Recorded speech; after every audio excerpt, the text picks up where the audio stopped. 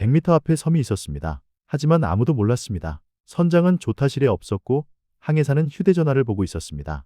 267명이 탄 배가 돌진하는 순간 3분 동안 아무도 막지 못했습니다. 이건 사고가 아닙니다. 2025년 11월 19일 밤 8시 16분 전남 신안 앞바다에서 믿을 수 없는 일이 벌어졌습니다.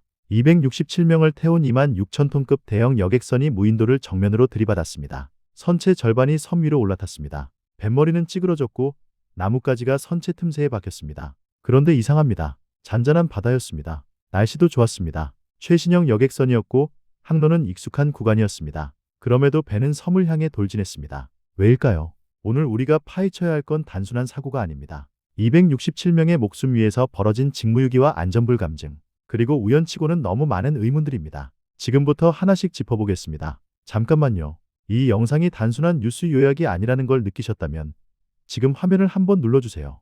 여러분의 좋아요 하나가 더 깊이 있는 조사를 가능하게 만듭니다. 그리고 이런 사고가 또 반복되지 않도록 많은 사람들이 이 진실을 알아야 합니다. 구독과 알림 설정도 부탁드립니다. 자, 이제 본격적으로 들어가 보겠습니다. 타임라인을 복귀해 봅시다. 퀸제노비아이오는 오후 4시 45분 제주를 출발했습니다. 목포 도착 예정 시간은 오후 9시. 평범한 항해였습니다. 그런데 오후 8시 16분 모든 게 무너졌습니다. 사고 지점은 신안군 장산도 인근 족도. 이곳은 협수로입니다. 섬들이 빼곡하게 몰려있고 수로가 좁은 위험 구간입니다. 이런 곳에서는 반드시 수동 운항을 해야 합니다. 자동항법 장치를 끄고 항해사가 직접 조타해야 합니다. 그런데 말입니다. 40대 1등 항해사 A씨는 자동항법 장치를 끄지 않았습니다. 죽도에서 1600m 떨어진 지점에서 방향을 틀어야 했습니다. 하지만 그는 무인도를 100m 앞에 두고서야 이를 알아챘습니다.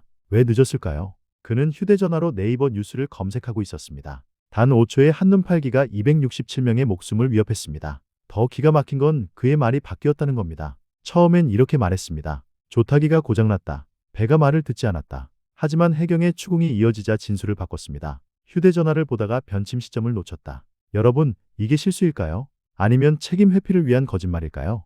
해경은 그의 휴대전화를 압수해 디지털 포렌식을 진행 중입니다. 언제부터 휴대전화를 봤는지, 무엇을 했는지 모두 밝혀질 겁니다. 그런데 여기서 끝이 아닙니다. 협수로를 지날 때는 선장이 조타실에 있어야 합니다. 법으로 정해진 의무입니다. 그런데 60대 선장 C씨는 조타실에 없었습니다. 근무 시간이 아니라는 이유였습니다. 267명이 탄 배가 위험 구간을 지나는데 선장은 자리를 비웠습니다. 그리고 40대 인도네시아 국적 조타수 B씨. 그는 자동항법 장치를 수동으로 전환하지 않았습니다. 항해사를 보조해야 할 사람이 아무 역할도 하지 않은 겁니다.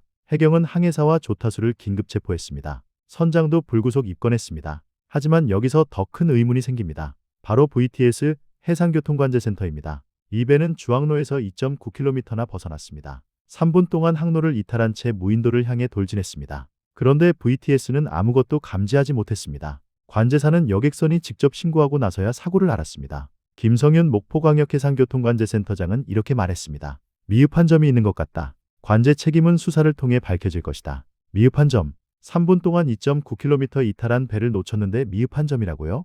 이건 명백한 관제 실패입니다. 시스템이 작동하지 않았거나 관제사가 직무를 유기한 겁니다. 선장은 자리를 비웠고 항해사는 휴대전화를 보고 있었고 VTS는 3분간 아무것도 보지 못했습니다. 이게 우연일까요? 아니면 구조적인 문제일까요? 전문가들은 입을 모아 말합니다. 천운이었다. 선체가 정면으로 섬을 들이받아 올라타면서 전복을 면했다고 합니다. 만약 비껴가며 측면이 찢어졌다면 침몰 위험이 있었다고 합니다. 목포항과 가까워서 해경이 20분 만에 도착했다고 합니다. 파도가 0.5m로 잔잔해서 구조가 수월했다고 합니다. 승객들이 침착하게 대응해서 혼란이 적었다고 합니다. 맞습니다. 모두 맞는 말입니다. 하지만 천운이라는 단어로 덮어선 안 됩니다. 이 배는 이미 전력이 있었습니다.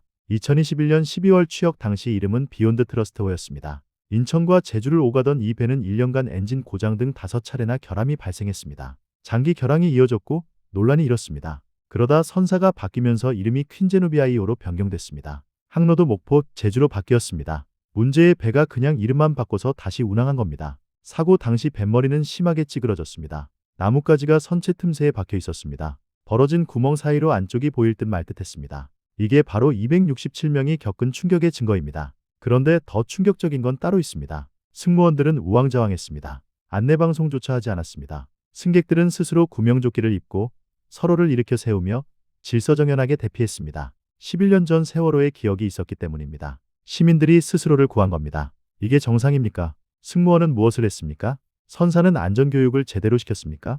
해경은 267명을 3시간 10분 만에 전원 구조했습니다. 여객선도 9시간 30분 만에 자력으로 입항했습니다. 다행입니다. 정말 다행입니다. 하지만 이 다행이 천운이 아니라 시스템이어야 합니다. 정리하겠습니다. 항해사는 휴대전화를 보고 있었습니다. 선장은 조타실에 없었습니다. 조타수는 자동항법을 끄지 않았습니다. VTS는 3분간 항로 이탈을 감지하지 못했습니다. 승무원은 안내방송조차 하지 않았습니다. 그리고 이 배는 이미 5차례나 고장을 일으킨 전력이 있었습니다. 우연치고는 너무 많은 구멍입니다. 이건 단순한 실수가 아닙니다. 구조적인 안전불감증입니다. 세월호 참사 11년이 지났습니다. 우리는 무엇을 배웠습니까? 267명의 목숨이 천운에 의존해야 하는 시스템이 정상입니까? 다음엔 누가 책임질 겁니까? 해경은 수사를 진행 중입니다. 항해사와 조타수는 구속영장이 청구될 예정입니다. 선장도 조사를 받고 있습니다. 하지만 이것만으로는 부족합니다. VTS의 관제 실패, 선사의 안전관리 부실, 승무원의 대응 미흡, 모든 고리가 끊어져 있었습니다. 이 모든 것이 밝혀져야 합니다. 그리고 다시는 이런 일이 반복되지 않도록 시스템을 바꿔야 합니다. 여러분은 어떻게 생각하십니까? 이게 정말 천운이었을까요? 아니면 우리가 놓치고 있는 더 큰 진실이 있을까요? 댓글로 여러분의 생각을 들려주세요. 영상이 도움이 되셨다면 좋아요와 구독 부탁드립니다. 다음 영상에서 뵙겠습니다.